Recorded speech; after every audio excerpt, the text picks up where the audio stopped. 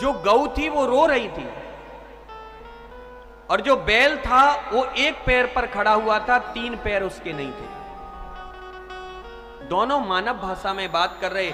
महाराज परीक्षित ने देखा दूर से, तत्क्षण वृक्ष के पीछे आए और छुप करके उनका वार्तालाप सुनने लगे। वार्तालाप सुनने लगे।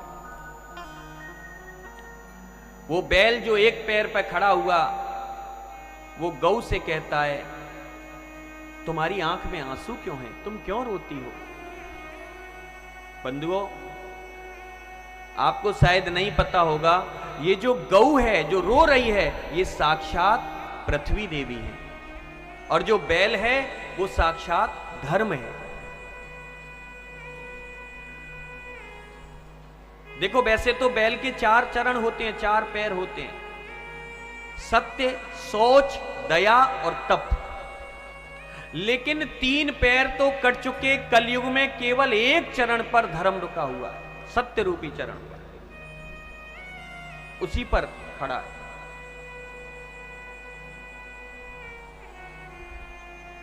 आज वो रूप है, वो कहते हैं, अरी धरण्यो, तेरी आंख में आंसू क्यों रोती है? क्या तेरे ऊपर इतना अत्याचार जो हो रहा है इसलिए तू रो रही है?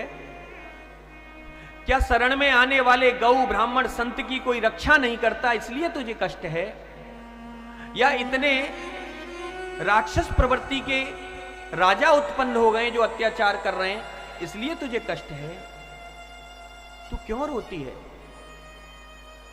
या जिन श्री कृष्ण में धर्म के 32 लक्षण विद्यमान थे वो हमें छोड़ करके चले गए, कहीं तुम्हें कृष्ण वियोग तो नहीं है?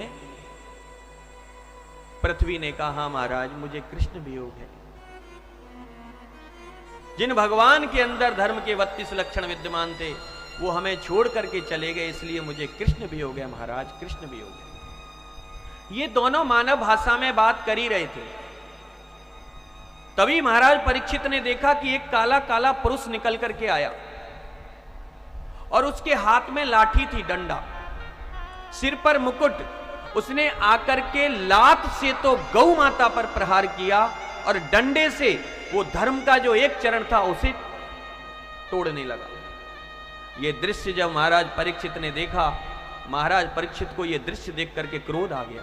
निकल करके आए, अरे अधर्मी, अरे पापी, तू कौन है? तू मेरे राज्य में गौ और बैल को मारता है? धनुष चढ़ा लिया महाराज ने।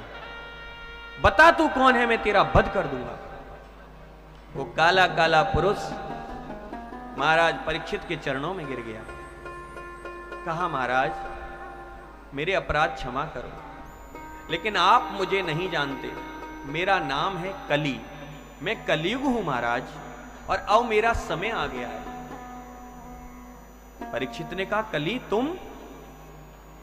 हां महाराज, मैं कली हूं, मेरा समय आ गया। परीक्षित ने कहा, ठीक है कली, अगर तुम आ गए हो तो तुम मेरे राज्य को छोड़ करके कहीं दूर चले जाओ। कलयुग ने कहा, महाराज कहां जाऊं? जहां तक सूर्य चंद्रमा का प्रकाश है वहां तक आपका ही तो राज्य है, जाऊं तो मैं कहां जाऊं? परीक्षित जी ने विचार किया, बात तो सही है, कहां जाएगा? फिर परीक्षित जी ने विचार किया कि इस कलयुग में अनेकानेक अवगुण हैं तो क्या, लेकिन एक महान गुण है, और वो क्या है? भगवान का नाम। जो सतयुग में तपस्या करके, त्रेता में तपस्या करके, द्वापर में तप करके फल मिलता था बंधुओं, वो फल केवल कलयुग में भगवान के नाम से मिल जाता है। सतयुग, त्रेता, द्वापर में लोग जल में खड़े होकर के, नदियों में खड़े होकर के कंठ पर सांस ले जाती थी, तब जाकर के भगवान की थोड़ी सी झलक दिखती थी। पृथ्वी में अंदर गुफा में बैठ करके करते थे भजन, हजारों वर्ष हो जाती थी, दीमक लग जाती थी शरीर पर, तब जाकर के भगवान की कृपा होती थी। इतनी तपस्या करनी पड़ती थी सतयुग, द्वापर, त्रेता। कुछ नहीं करना, केवल भगवान का नाम लेना, केवल नाम, उसी से जीव का उद्धार होगा।